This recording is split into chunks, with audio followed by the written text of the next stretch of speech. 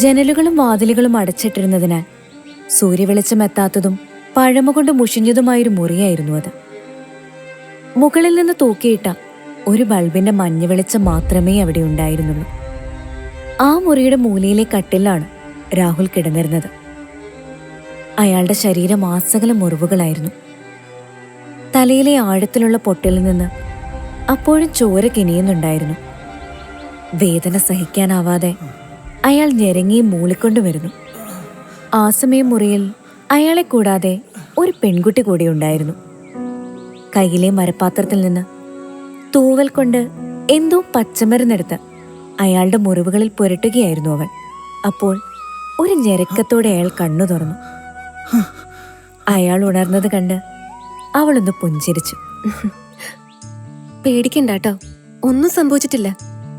ഇവിടേക്ക് എത്തിക്കുമ്പോ ഓർമ്മയുണ്ടായിരുന്നില്ല. ഇപ്പൊ ഏതാണ്ട് നേരത്തോട് നേരമായി. ഞാൻ എന്തെങ്കിലും കഴിക്കാനെടുക്കാം. എന്തെങ്കിലും പറയുന്നതിനു മുമ്പേ അവൾ പുറത്തേക്ക് പോയി. രാഹുൽ ചുറ്റിലും കണ്ണോടിച്ചു. ദീർഘകാലമായി ചായം തേക്കാത്ത കറ പിടിച്ച ചുമരുകൾ, പഴകിയ ഒരു കസേരയും മേശയും, ചുമരിൽ വലിച്ചു കെട്ടിയ അയയിൽ നിറം മങ്ങിയ വസ്ത്രങ്ങൾ. ഒരു പഴകിയ മണം ആ മുറിയിൽ തങ്ങി നിൽപ്പുണ്ട്. താൻ എങ്ങനെ ഇവിടെ എത്തി? രാഹുൽ ആലോചിച്ചു.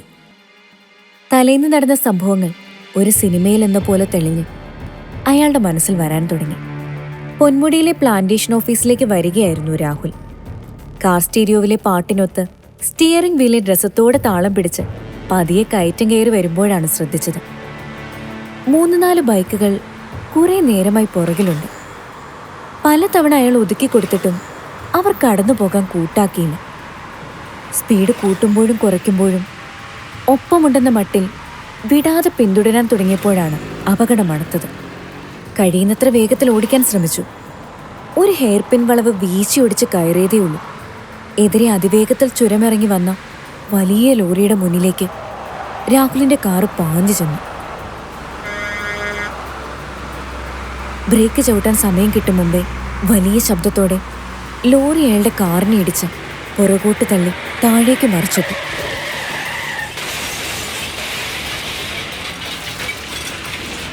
ചുറ്റും വന്നുമൂടി എയർ ബാഗുകൾക്കുള്ളിൽ ചുരുണ്ടുകൂടി തലകുത്തിയും മലക്കം മറിഞ്ഞു ആഴത്തിലേക്ക് എങ്ങോ ഉരുണ്ടുപോകുന്നത് മാത്രം രാഹുൽ അറിഞ്ഞു.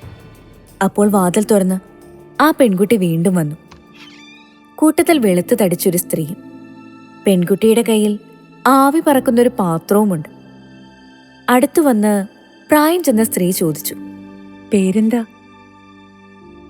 ഉത്തരം പറയുന്നതിന് പകരം രാഹുൽ ചോദിച്ചു, ആരാ നിങ്ങള്? എന്താ നിങ്ങൾക്ക് വേണ്ടത്? എന്തിനാ അവരെന്നെ പിന്തുടർന്നേ? ഒരു അപകടം ഉണ്ടാക്കി ഇവിടേക്ക് നിങ്ങൾ എന്തിനാ എന്നെ എത്തിച്ചത്? എന്താ നിങ്ങളുടെ ആവശ്യം? പണമാണോ? പറയണം.